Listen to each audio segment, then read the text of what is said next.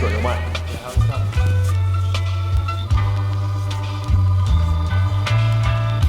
We can't say late, is there? Makes a change. What, Dammy's early for once, yeah? No. See how we switch the narrative. See that? Switching narratives on you, saying you're early this time. Oh, see, good. So I like to see positive reinforcement. The more you tell me I'm early, the more I'll be early. You know what I mean? Means you might have to wait for me a little bit less. What are we saying? More like what have we missed? Innit? First birthdays, everything. You must should have been there. Missed your niece's first birthday. Yeah. How is our little baby girl? Yeah, she's good, man. She's good. Swimming lessons every week. She's putting me to shame, bro. Can swim better than me. I mean, it's not hard, but you know what I mean. Yeah, no comments. Next trip to France, she'll be doing laps with Piers, bro, in La Croisette. I like Michael Phelps and that. Yeah, we're doing lengths in the city. Yeah, definitely. I'm up for that. Yeah, what you been on, P? What have I been on? We just got back from Brazil, so Nice, yeah. that was an experience. What, 2 weeks with Maddie? Yeah, stressful, but scenery in Brazil made up for it. So yeah, I mean, what an experience, definitely. I love what you like did with the football kits. Like, was you rocking a different football kit every day? Yeah, basically, yeah. Cold. I need a classic football shirt sponsor. Yeah, But facts. yeah, everyday football shirt. I got a couple with COOBA on the back. I heard you got a couple snags from the beach though. No, I did. I got one wicked. It was like a fake 1990 kit, Yeah. but they done it on a white. I put it on my Instagram, but What, the Ronaldo one? yeah, another one. Yeah, Yeah, so that never came out. So I just saw it. I was like, bro, that's unreal. I need that night messed up. They should have done that. I was but- so negged I didn't get the Rude Cab one.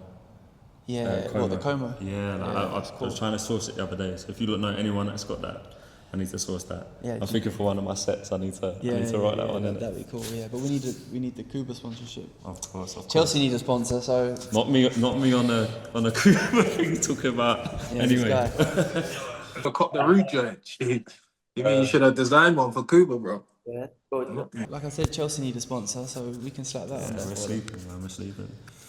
But yeah, man. So I don't know. Should we just touch on sort of where we're at as a business? Obviously, yeah, like we've all had a crazy year, really. Damning, obviously. No, but of course, Dammy, you know, alongside the better half, raising a little one. Combination. Yeah, of course, yeah. You missing home, by the way? Are you missing home? My what? Missing home. It's missing London. But no, yeah, no, I miss it. I miss the terrain of London as well. I miss the seasons as well. I mean, you just touched on that too, but at least with winter, you can put on a sick jacket, put on some COOBA sweats, you know what I mean, and keep it moving. You can rock the levers a lot more in ends as well. Right. You know what I mean, man gets to rock them like once every God knows how long. 3/4 ones for you, man. Like, how about that? He's got Some leather jorts. he's You got want the that? he's got the cargos though. You want that leather jorts? One leg cargos. I tore my Achilles the other day. Yeah. Huh? Tell us about what? The football that left me, yeah. You know, that old Carragher quote, bro. Man, to leave the football before the football leaves you. Yeah, God just tried to show me. So listen, you're almost 33 now. Sit down. Them sports there for the kids. So yeah, I was kicking ball. Achilles just snapped. And now I'm in crutches and a boot. But yeah, it's mad. But yeah, Dan, touching on that, leave the football before the football leaves you. But focus on things. That's sort of a nice segue into where COOBA is and where our focuses are right now. Yeah, 100%. I mean, I think if we're all looking ourselves in the mirror, we're in a position whereby if we don't get it right from here on out, this could be one of the last few collections that we drop. So we need to take it seriously. And obviously our approach moving into Black Friday is going to be a little bit different. That's indicative of where we are as a brand. I think it's also indicative of where the world is, right? People's buying habits, the economy, things of that nature. Also our suppliers as well.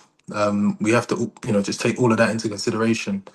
And that's played its part in where we are as a brand. But yeah, I think obviously conversations we've had away from this, we're looking at being able to maintain how design orientated and how design led we are. We've always wanted to not be fast fashion, be like a mainstay in people's wardrobes. And I think our consumers showed us that we've been able to deliver that, across the board, especially with specific pieces, people that time and time again coming back to us for designs that we put out years ago. So I think that shows you the timeless nature of our products and what we've been able to achieve. And we'll be able to sort of do that a little bit better via the pre-order model, which obviously Piers is keen to talk about. P, so let me know. Well, yeah, just like being frank about our situation and where we are. We all have our own individual things going on. So whether it's personal life, Dammy raising a little one, Don DJing, or outside of that, we all have our individual 9 to 5s. And whilst COOBA's always been a priority for us and a passion, because of those other responsibilities, we probably haven't been able to give it the time and effort, the equity, the sweat equity that is required, right? So really, I think moving forward, we want to commit to that. We're sort of 8 years in or so, minus COVID times, but really want to move full steam ahead into the brand, and we think, outside of sort of everyday jersey products, t-shirts, the pre-order model will allow us to really engage with what the customers are looking for from the brand. And we've touched on it before, but like the leathers, particularly as a product, we probably in the past have moved on for those items too quickly. Whereas, with this pre-order model, we feel like we can hone into the demand that we're receiving from customers within the DMs or emails or whatever, however you get in contact with us, and be able to deliver in the numbers that they're looking for. So, Don, you might want to... Yeah, just to echo what you lot said, really, I think it's about being realistic where we are at as individuals and as a brand. And obviously, like, we've circled back and said, okay, guys, like, what do we want to do from this point? Because if it carries on the same, we're going around in circles to a certain extent. One thing I will say as a company, and I hope you don't mind me sharing, like, it has been hard for us to scale on our current sort of model and the way that we're doing things. So yeah, as a business, we've got to sort of get back to the drawing board and see what works for us moving forward. We've all sat there and acknowledged that COOBA is such an important part to our lives and has been, and to our identity. So yeah, it's a journey, it's a process. We are figuring that out. But right now, the business model or the pre-order model works for us for all the points that you guys have both said. And it enables us to lean into some of the products that, like we said, we know are the best sellers, the leather pieces. Like, every time we restock them, they sell out. So it's just being able to do that, give people the opportunity to secure their size. That's why I love the pre-order model, because it's like, you're not going to get to drop date and it's like, oh, my size is sold out. You've got enough time to pre-order. And then, just to touch on the products themselves specifically, like, I couldn't tell you how many times I've rinsed these leathers. Like, I wear them on every night out. I'm DJing like 3-4 times a week. I probably wear them. Do you know what I mean? But they're still here. They're intact. They're just a go-to. So I just think, like, yeah, man, I feel like once you have some of these products in your wardrobe, like, you're not turning back, and that's true to the behaviour of our customers and who we sort of appeal to. It's just, for us, it's just about getting that out there even more, and yeah, like, that's what we endeavour to do. So, and to that point, I mean, that is the essence of why we started COOBA. Like, it started off from Dammy wanting to make clothing for himself, Don and myself getting on board, and the leathers, these track pants, these are products that when we have you can't wear your leathers every day, but when, like you're saying, on a night out, they're the go-to. That's what you're rocking, and you're building your fit around that every day since we dropped these track pants. Ask Maddie, it's the only thing I wear. I put these on and then I build my fit around it. And that, I think this model and focusing on these, focus on the quality of these products, we're able to really put out items that the customers will buy into, and it will be their everyday products. We will have, I'm pretty sure, alongside that, jersey items, like our limited edition tees, etc. But on the items that really make COOBA, we're going to go down that route. I think it just allows us also to be a little bit more consumer focused as well. I mean, in as much as this is necessary for the business, it's also necessary for the consumer too, because we can get direct feedback, you know, from that. It allows us to manage our cash flow a little bit better, so that the company itself is in a good standing, and then that just allows us to pump more money into products that we know people love. Like, yeah, a huge component of this, and like P says, why we started it in the first place, is because we wanted to make sick clothes that drop dope on us, right? But the the whole point of this thing is that it has to be viable, right? In order for us three to keep going along this journey, it has to be viable, has to make sense, and that's where we need to tap into the consumer. We need to listen to them, and I think from that element as well, we need to give them a little bit more of ourselves. Like, that's in essence what COOBA is, right? It's us three. It's our designs. It's how we dress. It's what we feel makes us look sick. It's like, you know, the buzz that we get from being in a cut, being in a spot, rocking the dope like pieces. And I think just doing that around London, doing that around town, doing that internationally as well. Like me and Don Piers as well. Whenever we've all gone abroad, we've always got mad love off of our pieces, and I think that's obviously a testament to how good the brand is, and also a testament to how timeless everything is. So I think it's just a case of, yeah, listening to everyone. We've had enough DMs whereby people are like, oh, I missed out on this, or I couldn't get that. When is that dropping again? And I think doing frequent pre-orders enables us to not eliminate, but at least mitigate that a little bit, right? People are, like Don says, they're going to be more able to get their sizes now, as opposed to, oh shit, that's all dropped out. It also allows us not to sort of undercut ourselves as well. You know, perhaps in years past, we've probably been guilty on being a bit too shy, like not being bullish enough and saying, do you know what, let's do less units in these levers. We don't know if they're going to pop. Let's do less units in these combats or whatever. We don't know if they're going to bang. And so with a pre-order, it's like, okay, cool, we drop out the piece that we think is sick, and then we leave it up to the consumer. They can buy as much of it as they want, sizes, so on and so forth, and then we just deliver on that product. And I think, yeah, it's been difficult for us to scale. Like, we know that, we've identified that, that's why we are where we are. And hopefully with this pre-order push, with being more transparent to our consumer, and we've given them a little bit more of ourselves, our personalities, our identities, hopefully they can get behind us as a brand. We move forward and persevere with this pre-order element, and then we scale. And then at that point, then yeah, we are running, significant units. We are in a position where we'd like to be. We are able to then take this not more seriously, but give more of ourselves to it. And then that's when they start to see even more creativity. That's when they start to see, short films that me and Don are trying to push out. That's when they start to see another layer of the brand, of what we can be, and just enable us to get our music out, enable us to speak from the heart, and equally enable us to be creative through this medium. Like, Don's able to express himself through other mediums.